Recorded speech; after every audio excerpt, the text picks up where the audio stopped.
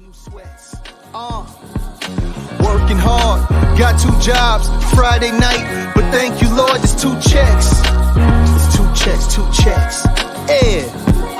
Game of spades, being a flight, I'm talking 10 straight books, you goddamn right. Now who's next? Off my table. Who's next? Yeah. Huh? I don't dance a boogie. Somebody tell a DJ, put on my song. We grown and we want a 2-step. That's the new flex. Yeah, 2-step to this, 2-step. Everybody come on. Come on.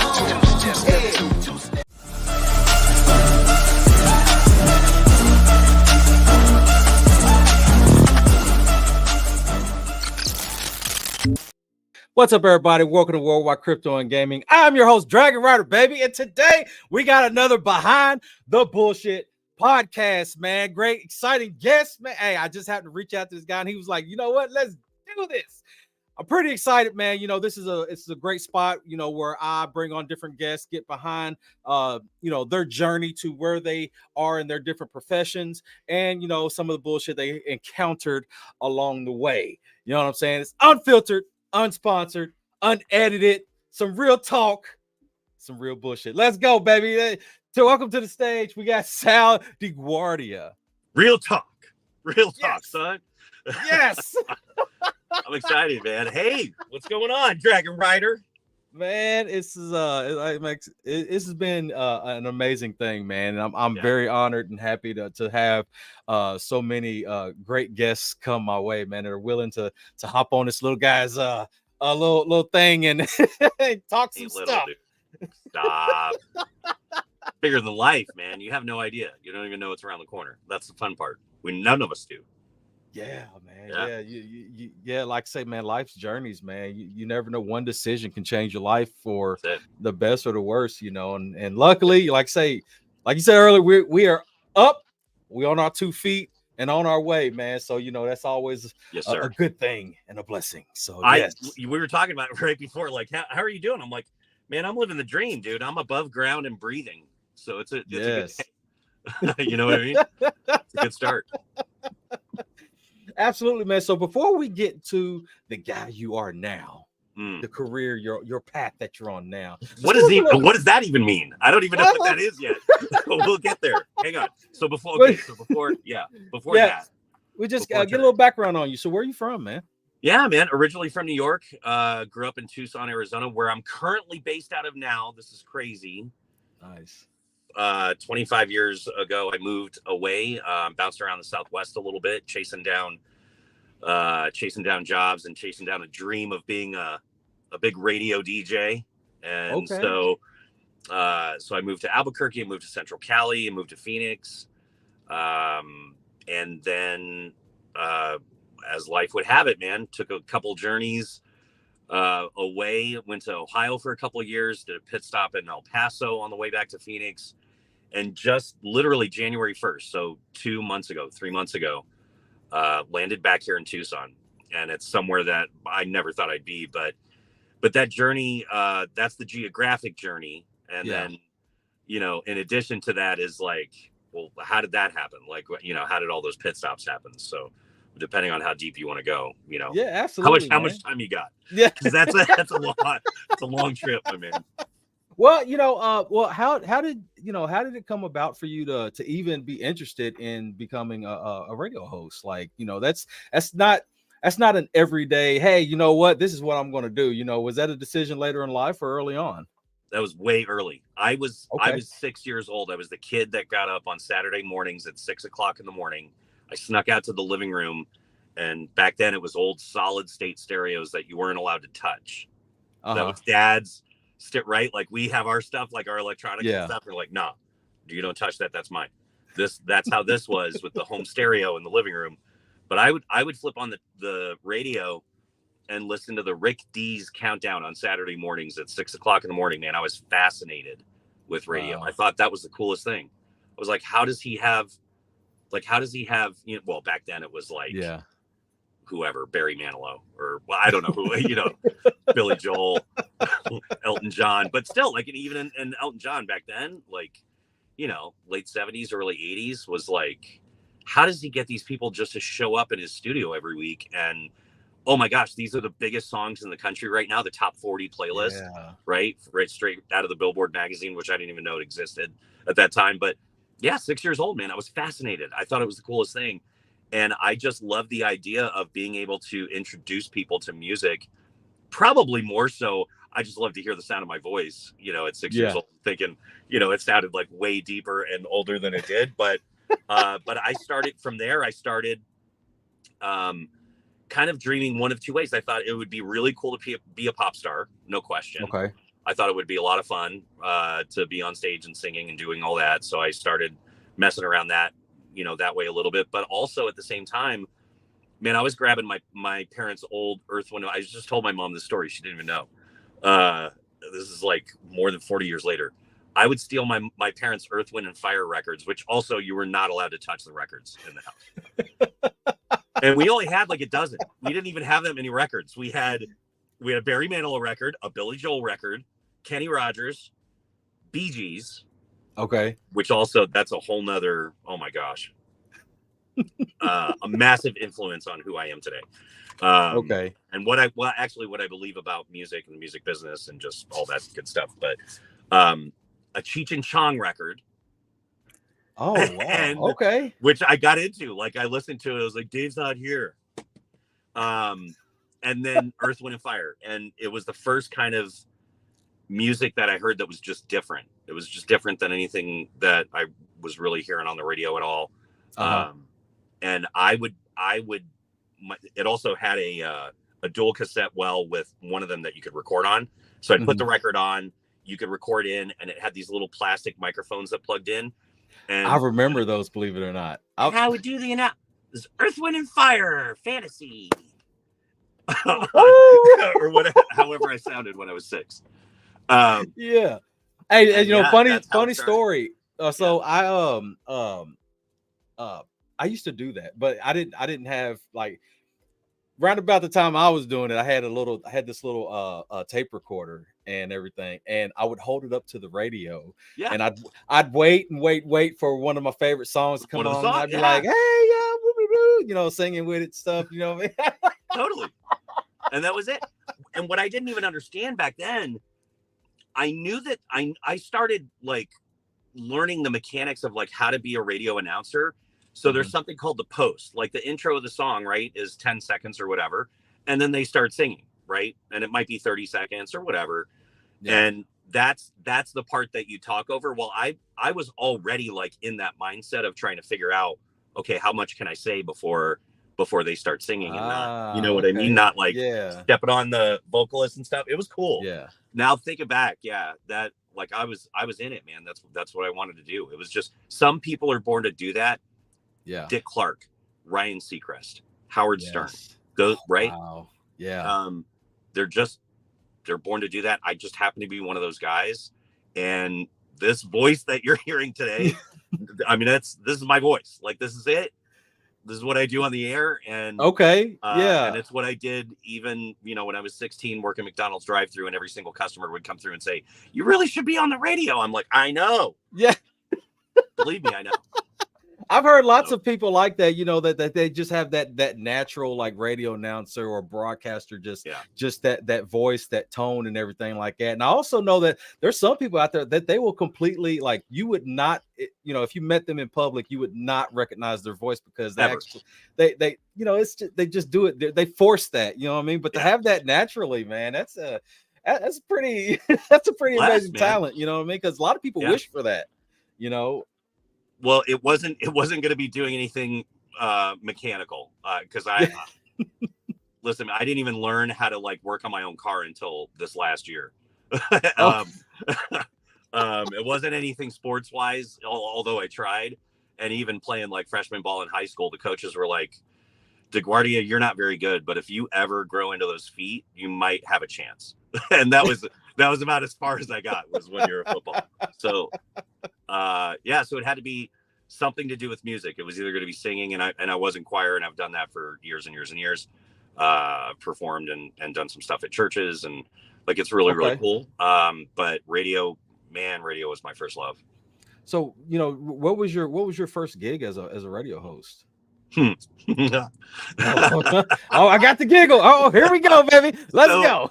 Okay, so first of all, most broadcasters, if you go to school for broadcasting, and here in Arizona it's the U of A and Arizona State University, they both have fantastic broadcast programs that have turned out people like Geraldo Rivera and others, and the partnerships that they have with a lot of the major outlets. So everybody from MTV to Universal, Sony, and everybody in between, all the local outlets as well, automatically gets you access to internships.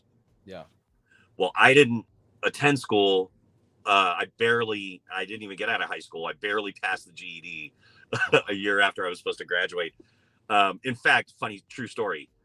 I didn't graduate high school, but I threw the graduation party, and 500 people were at my house for the graduation party that I didn't even graduate from.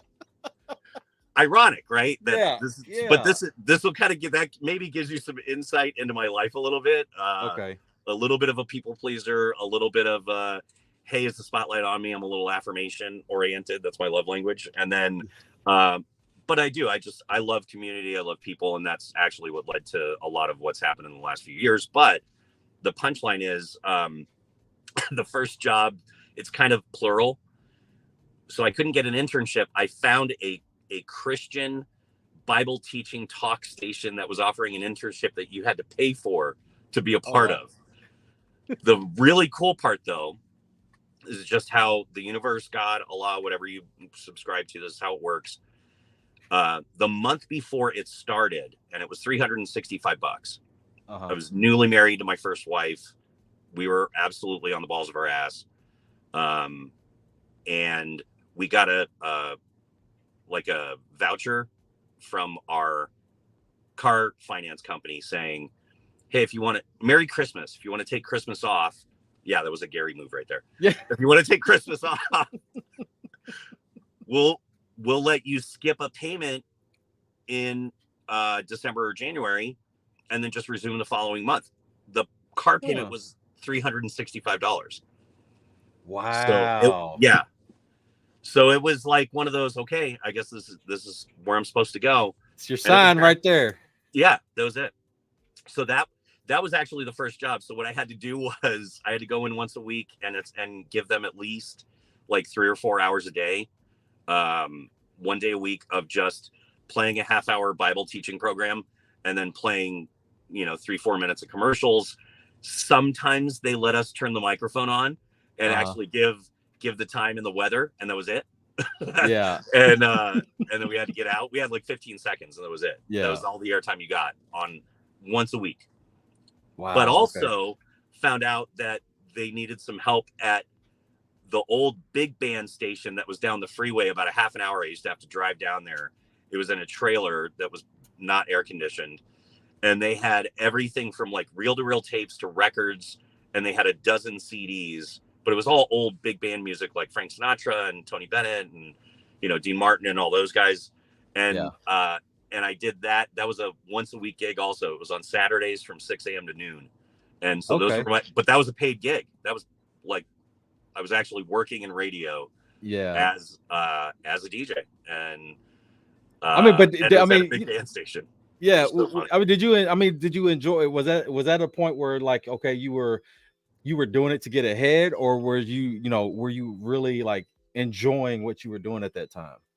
I loved it. I loved, there's a lot of like the timing and just flipping switches, and just like anybody that's done like live DJ work or anything like that, or even editing, there's magic in some of the timing and the mechanics and the craft of it. So the craft really is trying to figure out when a song's fading out, and then when do you start the next element, and then how long is that going to be, and then starting the next song. And if you are going to talk, like how long you get to talk over the beginning of that song, over the intro. Like there's all those things that now I'm actually getting to put it into practice, even though it's playing all this old music. But truth, so in Tucson here, my parents owned a restaurant called Tony's Italian Deli. I grew up there from the time I was like in a crib, and started working there when I was also like 6 years old. but that's all my dad played in the deli was old big band music, standards. Every once in a while, like later on in the evening, maybe on a weekend, we could maybe play a little bit of like oldies, like Motown and stuff, but rare. It was all big bands. So I was used to it. I knew the music. That's what's even crazier. I was 21 years old and I knew everything that I was playing. Like I knew a lot of the songs that were on the playlist. So they were like, wow, that's kind of cool. Yeah, you could stay here as long as you want. I didn't stay there very long. Yeah. I didn't stay there very long at all. I was there imagine maybe 6 months, and then I got a full-time gig. Okay. Yeah. So at any point, was there at any point during that, was there a time when like you wanted to try something and you was like shot down and you was like, and they were like, nah, kid, yeah, just do what you're told type thing, Not there, but at that next full-time gig. So what? Okay. And the way that happened, that's a great question. That's where you start like learning some things, especially as a young man, and you think you know everything. Mm-hmm. We all like we do. We just do. It's just built into us. I did. Everybody that I know did. Like, especially when your parents are trying to give you advice and stuff, and you're just kind of starting your life, and you're like, you don't know what the hell you're talking about. It's a different time. Blah blah blah. And then you get to about 35 or 40, and you go, damn it. They were 100% correct. You find yourself doing a lot of the stuff that right? you was like criticizing them about. You like, man, I hate it when my parents do this and this. Like, totally. Damn, now I understand why. Yep, 100%. So same thing happened in my first job. I came in there, and I'll back up a little bit. So I was hired to do afternoons at a radio station that was the sister station to the Christian Talk. That I was doing my internship at. They actually hired me to be a part of their it was Christian Top 40. Okay. So kind of, it was more like adult contemporary, but they hired me to do afternoons, just 4 hours a day, and there was only one other guy that was live. Everything else was piped in satellite. Well, he got fired about 3 months into my afternoon gig. Okay. And they gave me the morning show and program director of the radio station at 22 with literally like almost no experience before that. But I was the only other guy in the building. So they were like, you want it? I was like, sure. Okay. But the guy down the hall, who was one of the guys that I reported to for the internship, now we're peers, but he's been in the game like 40 years and he keeps coming down the hall and telling me everything I'm doing wrong. And he and I had some words pretty early on, I think within the first few months. And it was totally out of ego and insecurity on my part. I probably should have just shut my mouth and listened and just kept doing what I was doing. But I didn't choose that path. But at the end of the day, it was a lot of struggle. It was a lot of back and forth. And yes, a lot of people telling me, hey, you can't do that. This is Christian radio. Hey, you guys got to pray more on the air. I'm like, I had a lot of different views about what Christian contemporary music could be. Gotcha. And this is, now we're talking about like mid to late 90s. Mm-hmm. And one of the things that everybody fought me on was a band called Switchfoot. Their very, very first CD. And they were on if anybody knows the movie Walk to Remember with Mandy Moore, they did a couple songs on the soundtrack for that. They became a very, very big popular band in the late 90s, early 2000s in like regular top 40 radio. Okay. Really cool group of guys. But I was playing them. I was one of only 3 people in the country playing their music, but they didn't say Jesus enough. So none of the other radio stations in the country were playing them except for me. So they're going on tour and they finally get here to Tucson and we're hanging out backstage and they're like, dude, they actually knew our lyrics. I was like, I told you I was playing your stuff. And they're like, nobody else is. This is the only place we've been where they like know our songs. And then they became massively successful. And I called it. I said it. And everybody says, I said it first. No, I really did. I believed in them so much. I think their sound, like they just hit the market at the right time and they were doing something that sounded more mainstream. And they weren't selling out. They just had a different way to deliver the message. They were a bunch of cool dudes. Yeah. And I took a chance and I said, I don't know, man. There's something about these guys. I think they're going to be big. I think they really are going to cross over. And they did. They were massively successful. So there was that. The radio station started to gain ratings that they hadn't seen before ever. So you kind of walk around with your chest puffed out, like, yeah, a little bit. I got a little full of I got a little ahead of myself. After a couple of years and settling in, I was like, this thing is working, man. And yeah, I totally rebranded the station, and I had, so back to the Bee Gees, I had somebody came to me a couple years in. Now we're cooking, and they wanted to keep introducing this old Christian rock back into the format, and I'm like, I don't buy it.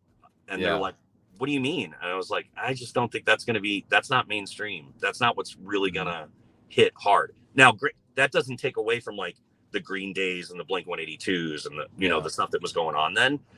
And we played POD. Like, I mean, we played hard bands, but love POD. Oh, man. And those guys are the coolest dudes. Like, they're so humble. I never met them, but hey, I listened to all that right there, man. Especially like Blink-182, man. I was a big Blink fan. Of course. Yeah.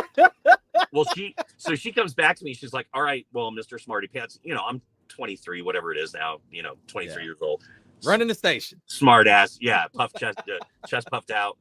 And she's like, well, what do you think? What do you think is going to, be the next move in music? Where do you think music's going? I was like, disco all day long. She's like, not a chance. Right. After burning records and, stadiums and all that stuff that happened in the 70s. Like, yeah. She's like, oh, never. That's not you really disco. I was like, yeah, I think so. I'm seeing more and more elements from techno getting used in mainstream stuff, for everything from rap to country to pop to, I'm like, I think it's disco, man. And here we are. It's now 30 years later after I said that, and 100%, that's where we're at. Like, wow, man. Anyway, so that yeah. There was those struggles. There was a lot of those struggles early on where I'm like, gut is telling me something, and I gotta listen to my gut. Mm-hmm. Everything from how to interact with the person that was reporting traffic on my radio station, the kind of back and forth that we used to have that nobody else really did on radio. They're like, why are you talking to your traffic reporter? It's kind of like in the Howard Stern movie. They're like, why are you talking to the news person? Don't talk to the news person. It's like, I don't know, because there's nobody else to talk to. And she's nice. She likes me. So, so there was a lot of those back and forths. I took some chances, but also I put my reputation, I put my job on the line more than a few times where I kind of stood up to management. I was like, you know what, if you think you can find somebody else that could do it better, go right ahead. And 9 times out of 9, they took me up on that offer. So let's have one discussion that ended up like that. Let's hear that. So it was in California. It was the last Christian radio station that I worked at, and I was crushing. So this is what's hard when you're really, really good at what you do, and there's other people that they want to be really, really good at what they do, but it doesn't matter. They're in charge. Yeah. And they don't know what to do with you, then it causes issues. So I was at the station, and within, I think, about 9 months that I was there, I was the midday personality. So I was doing the midday show live for 4 hours, 5 hours a day. Okay. I was recording the evening slot as well.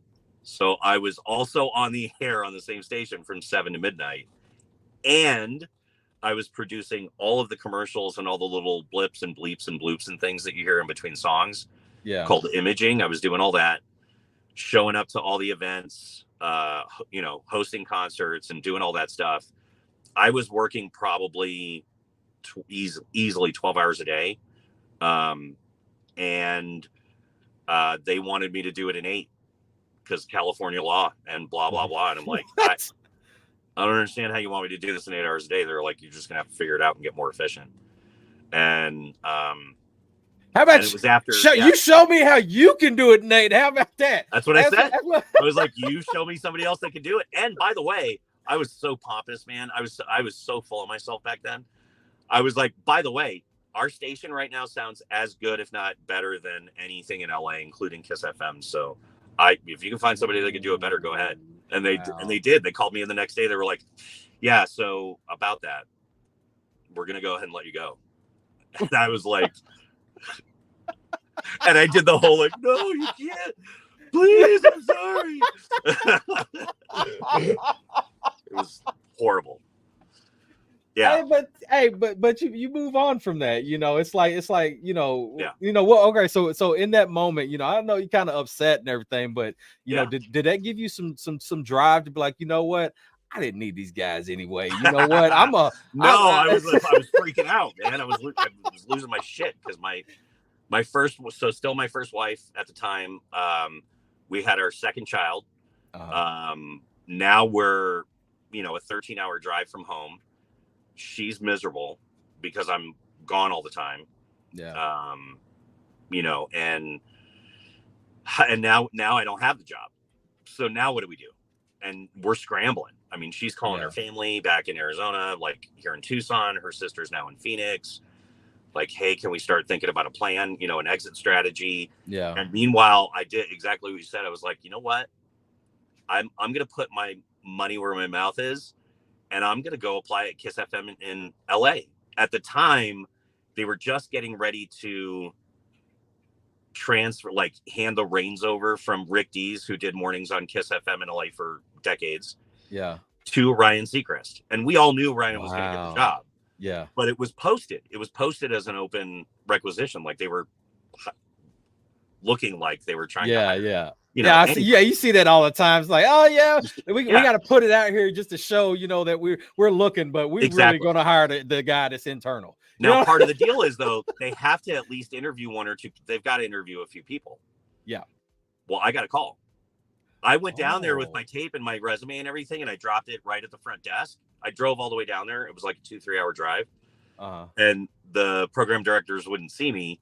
So I just dropped it off with the receptionist and walked right back out the front door and drove back up, the coast. I was hanging out with a friend of mine, Rue Ramirez. What's up, Rue? That was it. And I didn't expect anything to come of it, of course. And then I get a phone call out of the blue. Wow. Hey, this is John over at Kiss FM in LA. And I was like, okay, really? Or this? And I think I even asked him, I was like, this isn't Andrew just playing games, because he was a prankster like that. I could see him doing something like that. No, it was really him. And we really had a couple of great conversations, and there was some other movement that needed to happen anyway to put Ryan in that spot. So we all knew he was going to get the morning show host job, but that didn't mean something else couldn't come out of that, either at the station he used to be at doing afternoons, or a co-host, or some other, cast player or something like that. So we had some good talks, but at the end of the day, nothing was offered there. And we had an opportunity to come back to Arizona and move in with my sister-in-law. And it was tight, but it worked for a little bit. And that's where I landed at the Kiss FM in Phoenix, which was pretty cool. And I wasn't doing anything like major there. I was just working like overnights, weekends, fill in during the midday, anything that they needed, helping to produce the morning show a little bit. And that's how I got to Phoenix.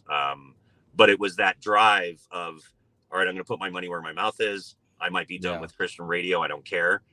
Now I'm going to do what I think I've wanted to do for, at that point, 30 years. Yeah, and, absolutely. And I chased it down. And so it wasn't Kiss FM in LA, but it was Kiss FM in Phoenix. And I was like, cool, that's close enough. Yeah. And, it's crazy, man, because, not a lot of people will take that time, especially, when you're chasing your dream and stuff like that. It's far few and in between for somebody to be like, to take that step and take that leap and say, hey, you know what? If I go broke, I go broke, but I'm going to make this happen. You know what I'm saying? Because it's always that fear, it's that fear of failure. You know what I'm saying? How'd you overcome that? I haven't. I still haven't. Okay. I have one of the best examples I've ever heard of stage fright is, believe it or not, Justin Timberlake still gets nervous and shakes before he goes out on stage every time. I did not know that. I didn't either. The guy's ridiculous. He's been on TV since he was like 10. Yeah. And he still gets nervous. He still gets stage fright. He still gets jitters a little bit. Clearly he's just, actually, no, there's a video that just came out from their surprise appearance with NSYNC that they just did. And there's one moment that he looks over at AJ and he just kind of shakes his head like he gets a little choked up. because it's a rush, man. Anytime you're doing anything, you know, in the spotlight, it's a lot of fun. Even this, like, there's that little bit of charge, right? As you're getting ready to crack the mic and get right and pop it, and then you play it back a couple times, you're like, yeah, you're feeling it, right? It's no different. And so I never really got over not only the stage fright piece, but also from a perfectionist standpoint, wanted to, you know, put my best foot forward. The fear of failure has been paralyzing during my journey repeatedly, and still is sometimes. In fact, has affected it greatly to a large degree, even in the last year. That's probably why you haven't seen me a lot online in the last year, because I had some life stuff going on. And after all the hype with VeeFriends and Gary, and, you know, all of that experience, by the way, is what helped me be able to do some of the stuff that I did, you know, 2-3 years ago now. In the VeeFriends community, was a lot of that experience in broadcasting. That was a natural fit, and other people going, you should totally, let's go. Like, let's just start shows now. Let's start whenever, every day. And we did. But when the life issues happen and things start compounding, man, I was bouncing all over the place, and I was so worried about what people would or did or gonna think or have thought, and it paralyzed me to the point where I just shut everything down. I wasn't online, on social. I completely changed focus, and not that that's a bad thing. I don't know that there's a good or a bad in it. I just made the decision to so start, stop, shift, right? This is kind of the mode, like, over and over and over again. This is the pattern. Sometimes because of fear is, you know, start something like the, you know, Good Morning VeeFriends, or, you know, going around to different events with Crypto Radio Network and doing interviews and stuff like that. And then stopping when things get tough. But a year ago, just over a year ago, I needed to shift completely. And I even talked about this with Gary at one point. He happened to be in town for something. We had a really cool conversation about it. And he's like, so what are you doing now? And I was like, I'm driving for Lyft. Like that. All I know how to do right now is not just survive, but I know I got to eat. I know I got to figure out housing long term. Right. There's a few things I got to figure out, but those are really the two big ones. And then everything else I'll figure out later. I don't have to have, you know, the nice home studio that I had before. I don't have to have access to internet necessarily 24/7 or, you know, gigabit speeds or whatever. I don't need any of that right now. What I need is food and just kind of keep, you know, the ability to move forward. So I shifted. I made the decision to shift. And I know it, you know, might have rubbed some people kind of the wrong way. I think the first thing that I would say to all of that whole experience in the last year and a half, I am so grateful for so many people that just continued to reach out, man, whether it was weekly, monthly, every 6 months, didn't matter. You know, people that checked in were like a lifeline for me in that time. And for everybody else, the truth, anybody that I haven't been in contact with in the last year, it's on me 100%. And I'm so deeply grateful for the ones that at least are open to still having a relationship and communication. And because that's what it's all about. It's not about following. No, I don't have followers. We have a community. And I'm deeply, deeply sorry for just stepping away with no explanation, no nothing. Because a couple of people have mentioned it, like, hey, you may want to take the time at some point, right, and just kind of explain it. I don't know that anything needs explaining, but I did want to at least just share my heart and let people know. Like, having to make that shift and walk away a little over a year ago, it was tough. It was tough on everybody involved, and our community, you know, I know they felt it. And but you know, it's necessary. It's necessary sometimes. You know, it's you know, mental health gets ignored a lot, especially when you're in like the crypto space. I haven't been through anything more stressful than crypto, period. NFTs, crypto, the Web3 has been very, very stressful, you know. Crazy. And even you know, I had to take, you know, a little time. I took about a month off. Yeah. of because I was banging out. I was banging out AMA after AMA, crypto, blah blah blah, and then like Crushing it. It was taking over my life. You know what I'm saying? I was arguing with my wife a lot. You know what I'm saying? And it's just like, you got to take a step back sometimes and be like, you know what am I doing here? What's my end goal? You know what I mean? And like for me, it's not, like you said, it's not even about the followers. It's not about the following. It's about connecting with people that has that have life interests and stuff like crypto. You know what I mean? I love talking to people about crypto. I love talking to people about NFTs. And even now, talking to other people about, about their different experiences and their careers and stuff like that. So, for a lot of us, it's a very different thing. And even that, because we do get emotionally involved in a lot of different things in a lot of different areas, it gets overwhelming. Man, you don't have to apologize for taking a step back. I mean, that's very noble, in my opinion, man. It's very noble, but at the same time, anyone that really cares about you will definitely understand that. Hey, you know what? Thank you. He needed a break. Boom. Hey, we'll see you when you return, man. Hey, take the time you need. Listen, that's the message that I got from so many people. They're like, including Gary. He's like, you got to do whatever you got to do, man. It whatever it is, and it may not even be the GMV friends are exactly what we had before. It's probably gonna be something totally different, right? But it will be there. Everybody has said that. Like, we're cool. Like, we're good, man. Do your thing. We're gonna all be here when you get back. Like, we're not going anywhere. So I'm just deeply grateful. I just needed to just share that and get that off my chest. Thank you. I appreciate you. Thanks for sharing that, man. Yeah, absolutely, bro, man. Hey, and it's it's amazing to see you back. So what's coming in next? You know what I'm saying? Like what's stirring in the pot right now, man? Well, listen. First of all, thank you. I understand that I haven't really messed around with social, right? Hardly at all in about probably 15, 16 months. 2 days ago was the first time I was like, hey, I know it's been a while, GM. And by the end of the day, you and I are planning this podcast. Yeah. Right? Like, that's already blowing my mind. I'm like, what? I don't even know that I have anything to say right now because I haven't been doing anything for you. Somebody else that I connected with that I was supposed to connect with before, and I dropped the ball. We're gonna hopefully sync up soon.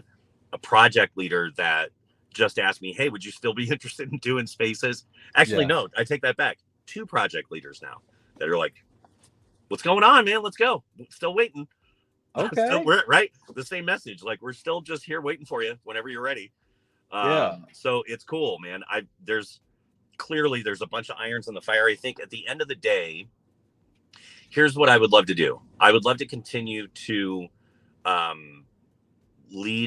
facilitate a conversation in our community, in the community, which is, I don't think it's just relegated to VFriends only. Yeah. And I think there's so many other folks, by the way, like Rob, there's so many people, right, that have taken up the mantle and run with it and built out something completely different and even way better than what we were doing before. So I don't know that that's necessarily a need, unless you really want me to come back for a good morning GMV friends, then we might. Wink, wink. I don't know. Wink, wink. You might be able to twist my arm, but no, I think it's and it's not to say that it's bigger than VFriends. That's not it. VFriends is not small. Let there be no confusion. Yeah, absolutely. VFriends is massive. It still blows my mind how much Gary has going on behind the scenes, and it was evident today. If anybody saw the Fanatics live stream, the ridiculous amount of stuff that they gave away today was just mind-boggling. Babe Ruth signed, baseball.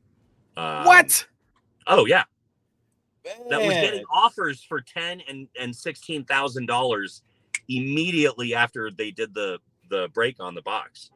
As soon as it opened up, they were pinging in the chat like 10,000 right now, 16,000 right now. What? Sure.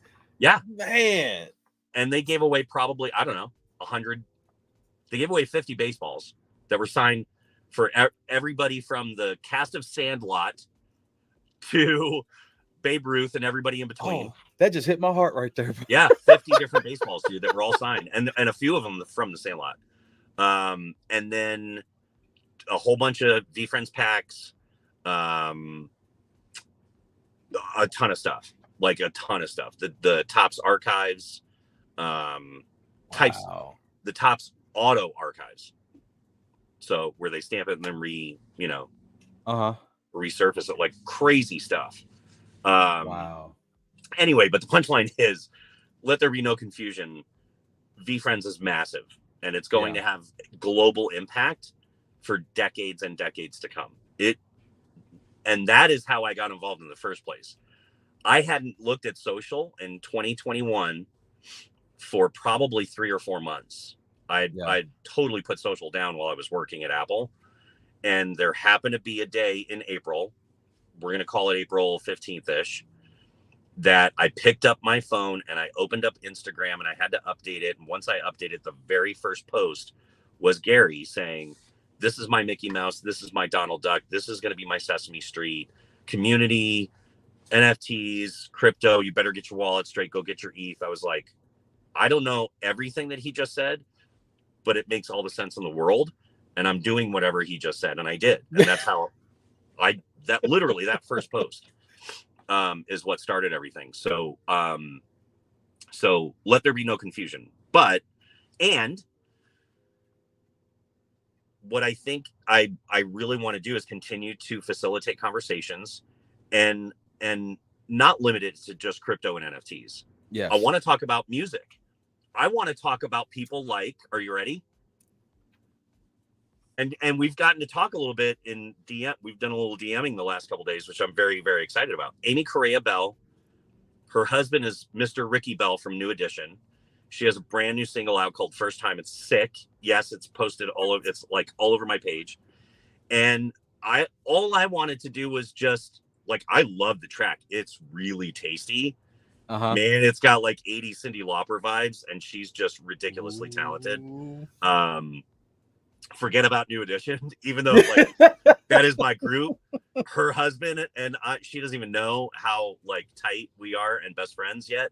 But we're going to be. No, because listen, man, I grew up, but New Edition was like the first boy band. Yeah. And I was Ralph and Ricky when I was a kid in junior high, singing Candy Girl. And wow. Cool It Now. That was my shit. That was my jam. But anyway, Amy's song is ridiculous. And it's not the first one that she's done that sounds amazing. Like, she's got a body of work that's incredible. All I wanted to do was just say, hey, to our crew, like, hey, go check out this song. I'm not getting paid from her. It's not anything like that. I just really genuinely like heard a clip of the song and it was like, oh my God, I went bonkers. I was like, you got to hear the song. I gave it to my niece yesterday. My niece walked in the door. I was like, hey, do you have Apple Music? She's like, yeah. I was like, can you search Amy Correa Bell right now? Go listen to it. She's like, oh, it's kind of cool. I was like, I know, it's amazing. So, right, because getting back into the music thing and radio and all that, but also exactly what we've been talking about today. And I've always looked at it. Somebody else said this. I've said it for a lot longer. I wish I had video of it. Man, I should have done Ustream back in like 2010. Because that's really when I was seriously thinking about this idea was, for guys like us, man, that we've tried to figure out this roadmap and it's just not that easy to figure out. And that doesn't mean that any of us have the answers. One thing that Oprah did really, really well is she facilitated conversation and she was able to bring in people that did know what the hell they were talking about and have an effective conversation to help people figure it out. That's part of what I've wanted to do for now. Almost 15 years. That was rebuilding me. That was what that idea was kind of a Oprah for guys kind of a deal. Nice. So all of that now, any good social media manager or content manager is going to tell you can't be all things to all people. And you can't just do that. Like, well, it's like, why not? Don't tell me I can't do something. Hey, I'll go out and do it. Ask my mom. I got my ass busted plenty of times. Exactly. So I don't know that it's, separate shows or anything like that. I don't know that it's one big show yet. I don't know what it is, but the other one is, facilitating the in-person, the IRL experiences that we've done. over the last 3 years, man. And where Takeover, by the way, Katz and Val and Kamtar, right? Carly, Natalie, gosh, everybody that's involved in that group. Seema, really the heavy hitter women of crypto, where they've taken over with Takeover and taken over with Takeover. What? What did I just say? Where they really just crushed it with Takeover in massive ways. Like, that's the stuff that is really fun, man. That first VCon, when we did the dinner the night before any of the events and anything, when people were still, just getting into town and stuff. Yeah. That night was magic, dude. Wow. There was just, man, it was palpable. It was in the air. Like, you could taste it when you walked through the door, like how good it was just to be around our people, right? Man. In person. That's kind of the finish line for a lot. Maybe not the finish line, but that's one of the, benchmark moments where you go, okay, cool. Now this is what it's about, is this. Yeah. Forget the shows and the follows and the views and the likes, but you have to have all that stuff to do something right. Yeah, absolutely. Absolutely. You have to do right. You got to figure out A, how to do it long term, but B, also how to monetize it and actually eat, because we can't all keep doing this for free. I mean, we could, but we're not all independently wealthy. So anyway, the punchline is, what's next? I don't know. I have no idea. Hey, that's a very honest answer, man. It's along those lines. And really it's honestly because we're having this conversation so quick, like after I, said GM, and I probably should have had some kind of a plan put together, but my closest friends. So by the way, the people that have gotten me through like the last, we'll call it 18 months. And they know exactly who they are. Sandra Maya, Ross Gillis, my mom, people that continue to check in with me from the community, Duchenne, Matt Maz, Justin Stevens, who's actually here in town, which is crazy, that we still hang out and that he's even here, and I got to see his face and pick him up from the airport and stuff. That was really cool, but that's awesome, under not great circumstances for him, but in fact, if you can pray for him and his family, that'd be great, without putting too much out there. So I don't even know that you probably wanted me to share that, but I think it's important just for us to continue to, put good stuff out. So, but, people like that, man, even people like Benny, who just checked in with me, yesterday, he's like, hey man, what's going on? That has meant so much along the way, because it's those moments that it's not even like it makes all the other stuff worth it. That's not what it is, but it's just good. It's just good that we're there for each other, and we don't know what each other is going through. Right. I haven't actually shared publicly. Nobody actually still knows. I didn't talk about it to like what actually happened. It's life issues. Stuff happens. Yeah. Right. Absolutely. Tragic, sad, for everybody involved, sad. And at the same time needed. It's clearly it's what was supposed to happen, because, I'm now in Tucson at 50 years old living with my mom, but that's the other, moral of the story is I'm in a different place, and it's not where I thought I would be. It's not where I was 2 years ago, where I thought we were cruising. And it's okay, because it's where I am, and we're going to continue to build regardless of what it looks like, right? Regardless of whether or not I have the coolest home studio gear, or we're going to be able to do trips to Miami every few months or whatever. We'll figure it out, like whatever it looks like. And I'm just trusting that for those that really just want to stay connected and find out more about whatever, whether it's crypto or music or just people and life, that we'll do it together. I mean, even to a certain degree, fashion, right?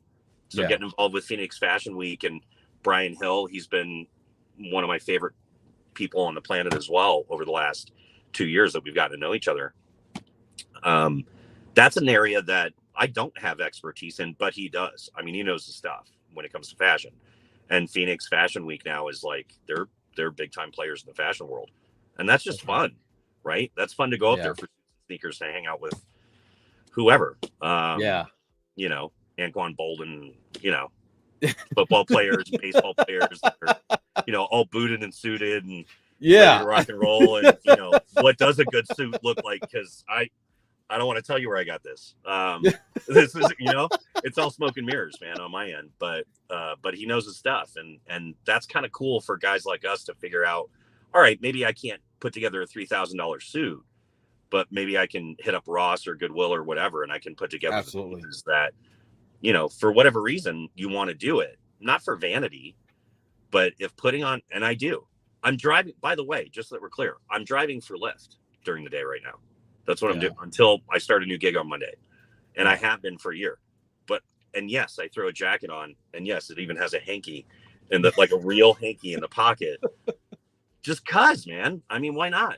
That's not necessarily for me. That's actually helping to give my riders a cool experience. Like, absolutely. They don't feel like they're getting driven around by a bomb. I'm like, all right. Yeah. Cool. Well, there's nothing wrong with that, though, man. There's nothing wrong with that at all, man. You know what I'm saying? Especially when you're taking time to do some self-reflection and some, you know, some self-growth and making a change, man. You know, hey, it is what it is. Yeah. Who cares? You know what I mean? Hey, you know, at the end of the day, you know, monetary stuff, whatever, physical things, whatever, man, that shit comes and goes, man. Keeping self-awareness, keeping self-respect and stuff like that, man. That's the big stuff, man. Because I don't care how far you go down, man. You always get something back, man. Hey, I'll tell you what, man. I've been to a point where I was sleeping in my truck with my dog at one point. You know what I'm saying? Like nowhere to go, you know. And I know exactly how that is, man. And like I say, that stuff, all that stuff come back, man. You just keep that drive, keep yourself, you know, your sense of self. Yeah, and man, things don't still happen, man. I mean, look, you're a great personality. You know what I'm saying? You're a great speaker. You know what I mean? And opportunities gonna always come to you, man. You know, just all that stuff is in the past now. It's time to move forward to the you know, to greener pastures. You know? That's so funny, man. I keep hearing that. You're echoing exactly what I've been hearing from people in my inner circle for, you know, months now, of just keep doing you. Like, why are you holding back? Why would you hold back? Like, I do have a decent sense of style. Like, why wouldn't I be talking about, you know, a little bit, not like, you know, Armani suits, but like talking about fashion, or how guys can affordably, you know, put together a decent wardrobe, or how to, you know, just kind of be a great employee, you know, basics, like basic shit. So, you know, Gary's got, you know, t-shirts and ball caps, and I got blazers. That's what I do. That's my thing. Right. And then what's funny is it always has been. This is what's crazy, Vince. I started pulling back because of other people. I was allowing other people to say, why are you getting so dressed up? You're driving for Lyft, or you're just working overnights at a radio station. Why do you need to look so nice? I was like, that's weird. I've never, I'm telling you, man. Hey, it'd be some of the closest people that pull you back too, man. That weird. You try to just be yourself and be in your own and move forward and try to, and you know, even just having a sense of presence. You know what I'm saying? And people just want to dull that out and just like, you know, like envious, jealousy, whatever. You know, it's weird how some people that are comfortable where they're at, they don't like seeing people around them grow. You know what I'm saying? They just want to be this big nasty cloud around people. Just like, we stay down here. We're fine. We're fine. Yeah. Now, fuck that. I want to grow. I want to be myself. I want to be happy. You know what I mean? Hey, I'm gonna do me. That's what you need to do, man. Yeah. It's just why? Because I like to wear I like to wear jackets. Like, that's just it. Like, there's not even an agenda here. I just like jackets. That's all it is. So let me like my jackets. Absolutely. And then we move on. We and you said it, we keep moving forward. So that, by the way, and this is not blowing smoke, man. 2012, I was going through it, dude. I after the first divorce, and I lost access to my kids, and I went through like a DUI and like a major charge that was an issue, and alcohol, and a lot of big stuff. And finally started kind of, you know, putting my life back, started rebuilding me slowly. Gary was on the front end of that. I found Gary just out of the blue on YouTube, of course, because he was crushing YouTube in 2012. And man, some of the stuff that he said just lit a fire. Like, what are you waiting for? Like, how long are you going to wait? Yes. Until you just love that. Do your thing. And it's fine. It's taken 12 long years from that point where I really started to kind of wake up a little bit. And a lot of people that intervened, including one of my best friends, Dorsey Pruder. She started me on a spiritual growth journey. Oprah, following Oprah and Deepak in their 21-day meditation series was like life-changing. Like some of that stuff all coming in at the same time, and then really starting to do some of what we just were talking about, like expressing, whether it's just how you show up in the world, but then also that's when I really started putting together music at home and having more fun with it and thinking about writing a record and putting a record out and, you know, all that stuff that kind of precluded where we are and getting into the NFT space. Man, those first couple messages that I heard from Gary of just, what are you waiting for? Like, who cares? Who cares what everybody else thinks? Just hit record or just start doing whatever it is that you think you want to do. Finally getting there. I think I'm finally getting there. That's what's up, man. And that's what's up. This is, I'm not going to say, you know, I'm not here, by the way, to say, and here's the next big thing. And this is the big announcement. This is the big idea I have. It's not that. It's, I think just, no, it is. It's time to move forward. And I'm excited to do that with as many people in the community that want to come along for the ride and actually be a part of shaping it. Cause I don't have all the answers. I don't have all the ideas. So let's do it together as we have for years now. Right. Let's build together. And then let's really figure out what makes sense and not just what's marketable. Yeah. Right.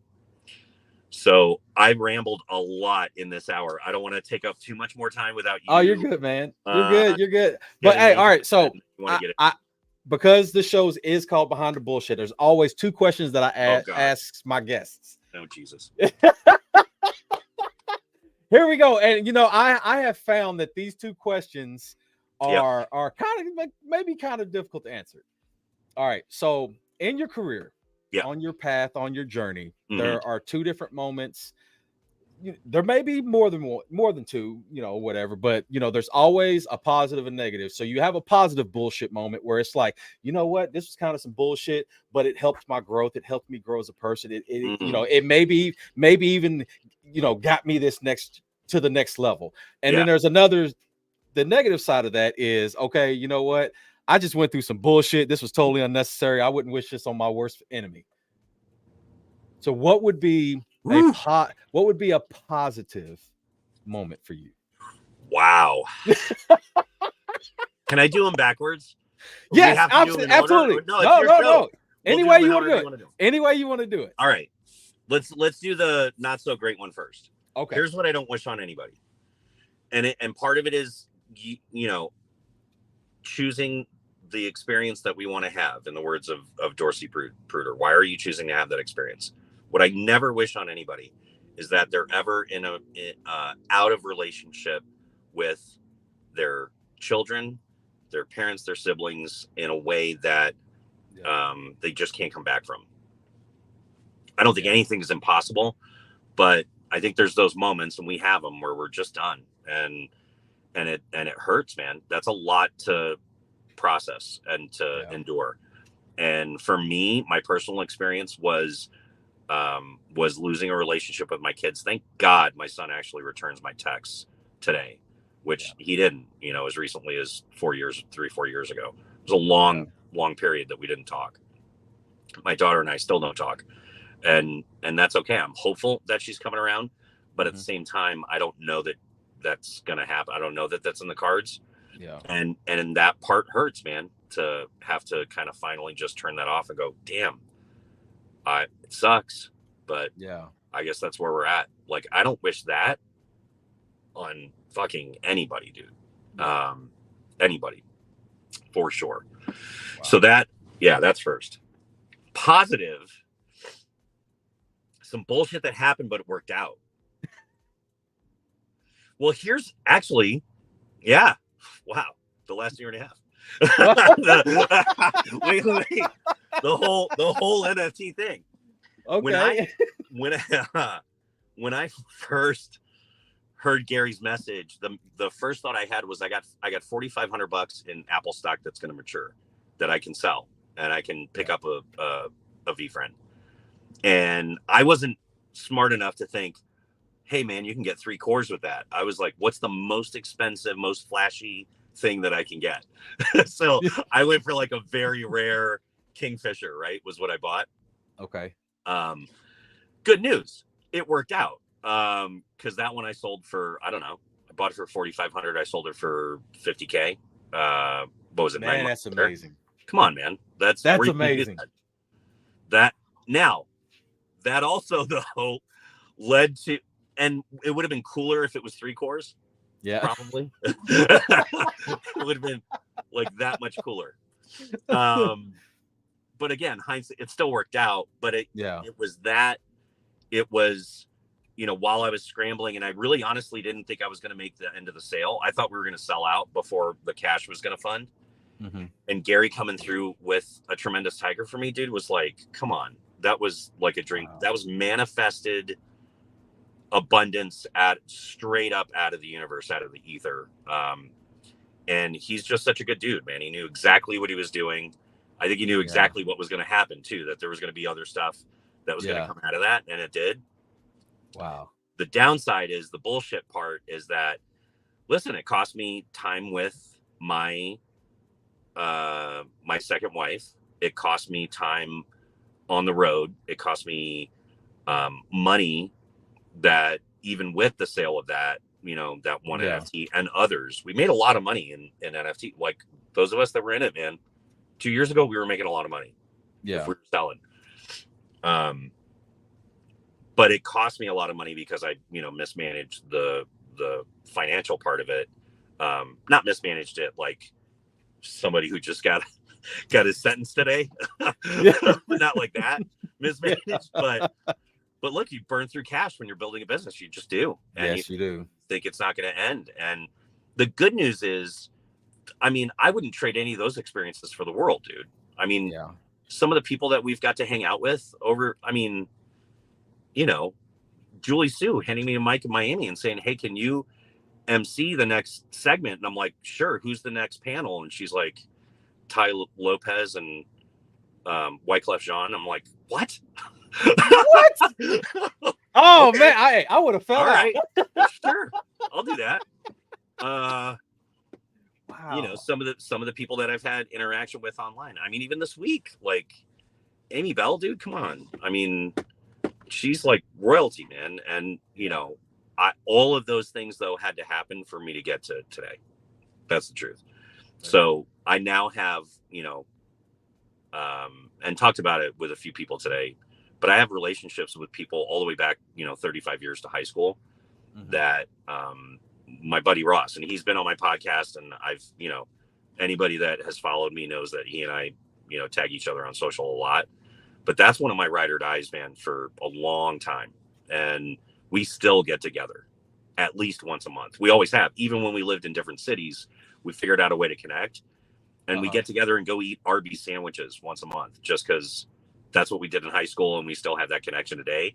And now I'm down the street. I'm literally down the street from him, and I have the ability to do that. We can do that at will. Wow.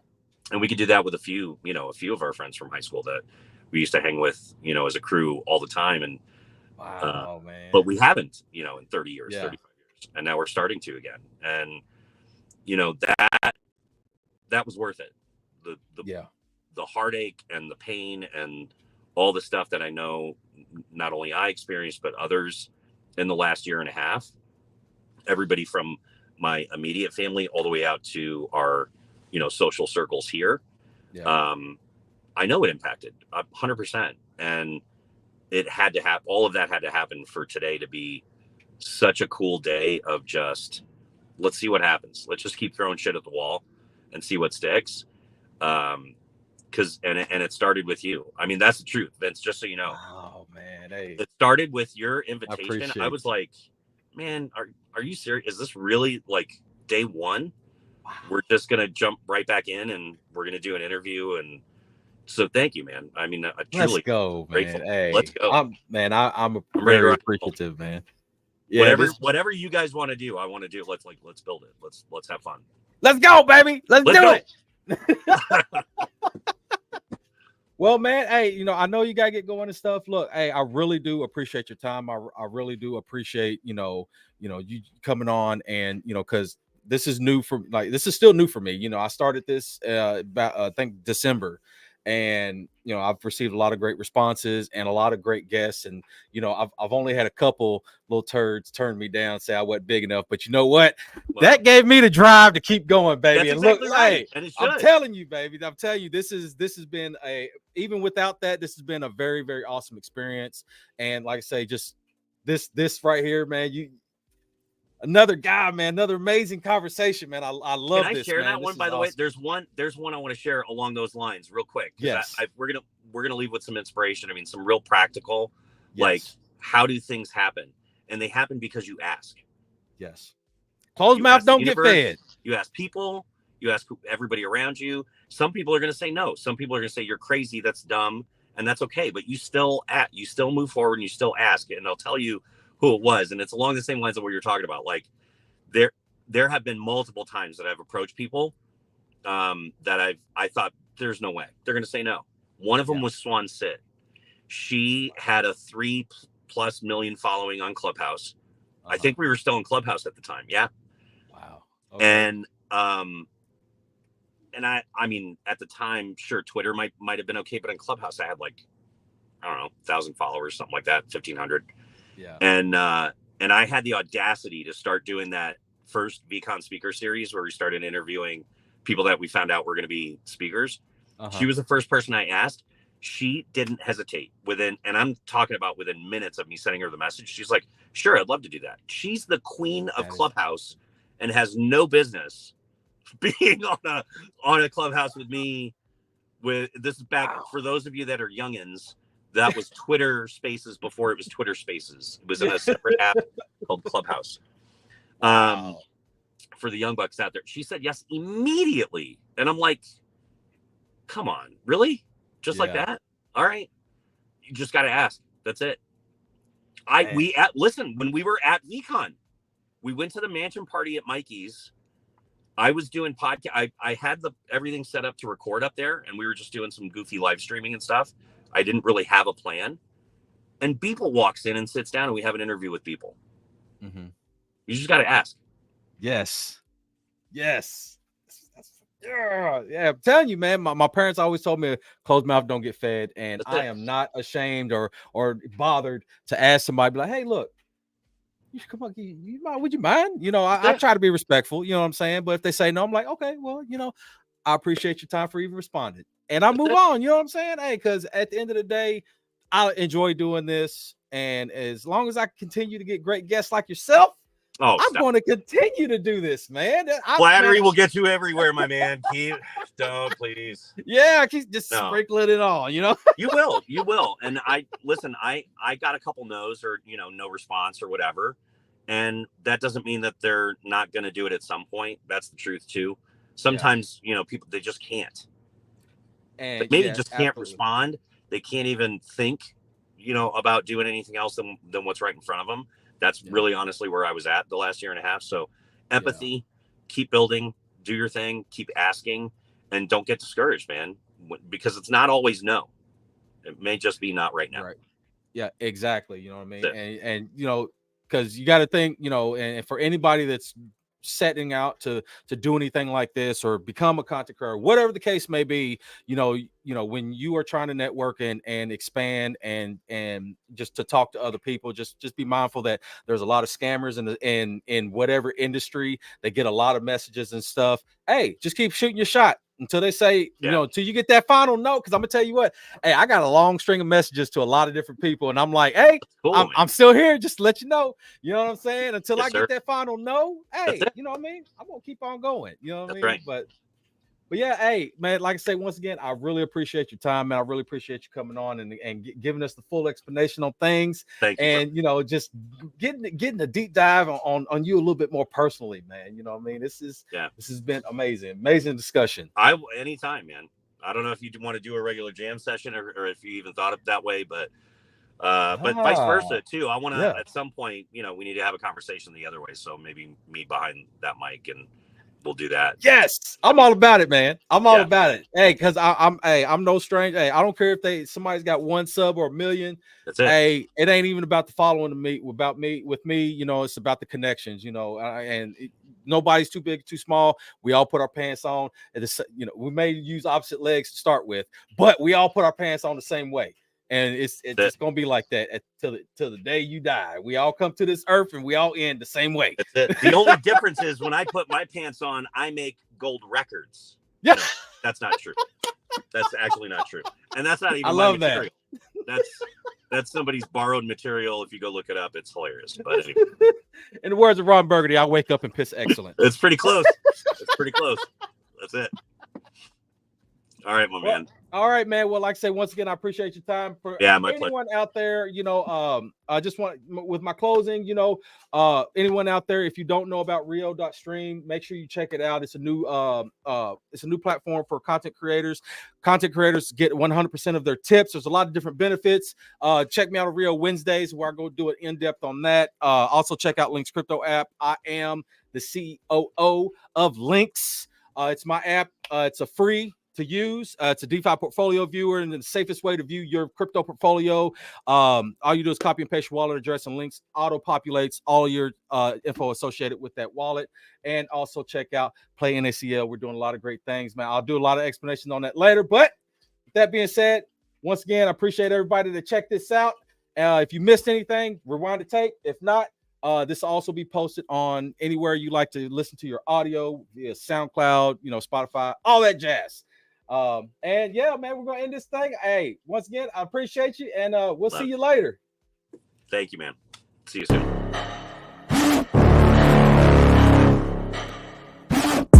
Got a monster inside of me. You better watch out if you ignite me. The road ahead of full prophecy to be the greatest beast the world has ever seen. I feel